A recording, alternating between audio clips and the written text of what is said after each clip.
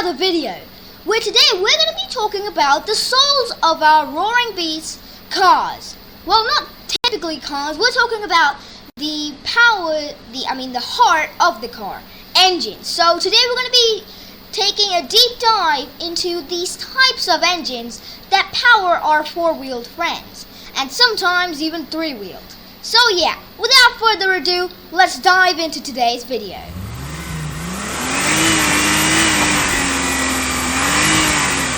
First slide is single-cylinder engines. Now I have to say, there are a few things. How it works will be there, one pro and one con, and an example. The reason why I put such small slides is I want this video to be understandable and pretty quick. So yeah, let's go into it. So how a single-cylinder engine works, let's find out. So one piston moves up and then down and to generate power, which is pretty simple. It's one of the most simple engines, to be honest. Now the pros of this is it's lightweight and simple, which is really good and perfect for small vehicles like small scooters and small bikes, which is the benefit. And also PLP50s, if you have heard of that. Now the only con in it, not only, there are others, but I told you I only put one con. So, vibrates heavily and lacks power at high RPMs. Yeah, that's very true. I have personal experience with my scooter. Now, examples for this is the Honda Chrome. Now, as you can see, I've given it in the corner, sorry. It's right there. It's a blue, beautiful single-cylinder bike. Now, the engine is also right next to it. Now, that's not the real engine of the Chrome, but I think this is an example engine, so yeah, I didn't go ahead and find the little match. So yeah, let's go into the second, inline engine. Now this has to be one of the most common engines on Japanese models, so yeah. So how an inline works? Cylinders are arranged in a dead straight line along the crankshaft. Now if you look at the picture at the bottom, you can see the inline engine picture, kind of x-rayed. Now that's a crankshaft. It said the crankshaft. Yeah, that's a crankshaft holding all the four pistons. Now I do believe that's AI generated. I'm not really sure, but it's definitely AI generated. Now this is the look of an inline if it was cut into two. Yeah, so the pro of this, smooth and easy maintenance, which is really true because a lot of Japanese cars use this and some Germans. So yeah.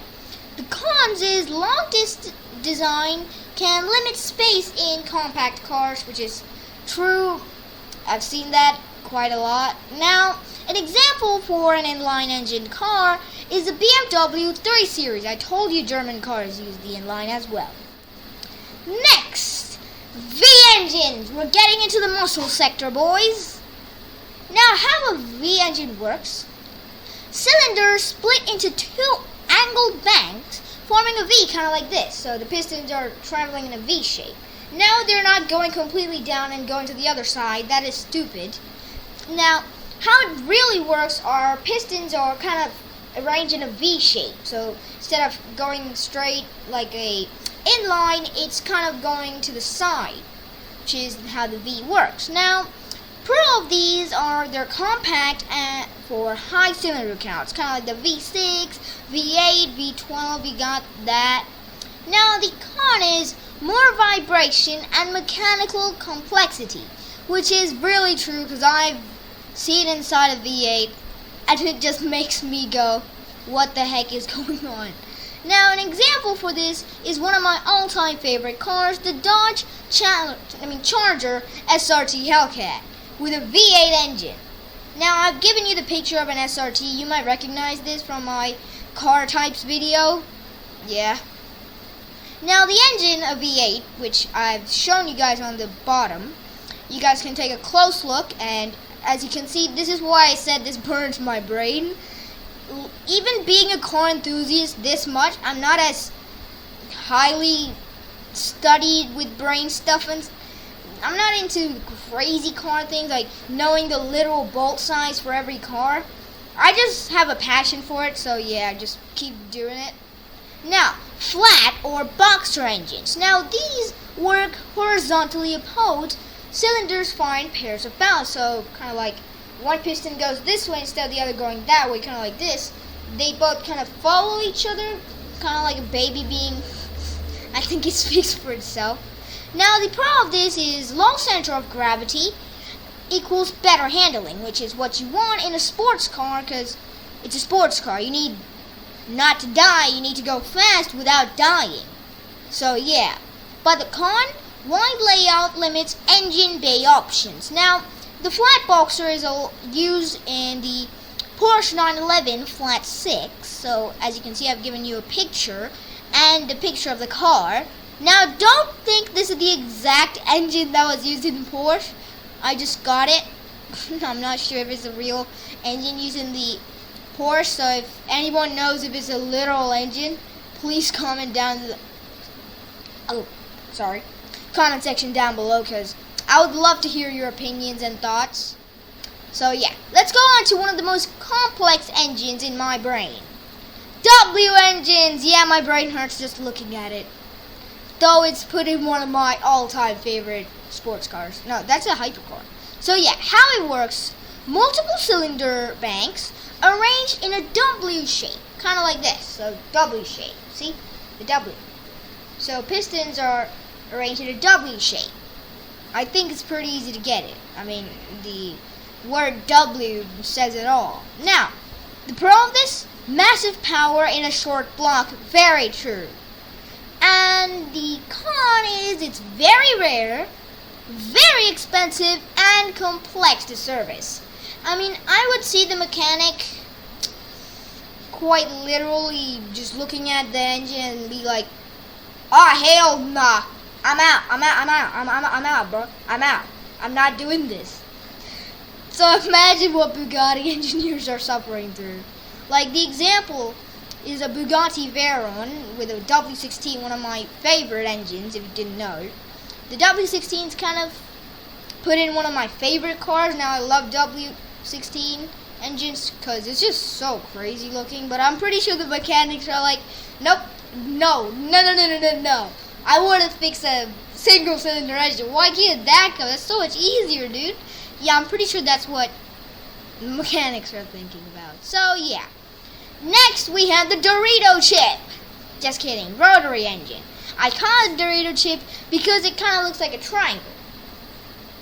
You'll see in the last slide. So, how it works, uses a spinning rotor instead of pistons to create combustion cycles. So, yeah, it kind of is a Dorito spinning in a circle.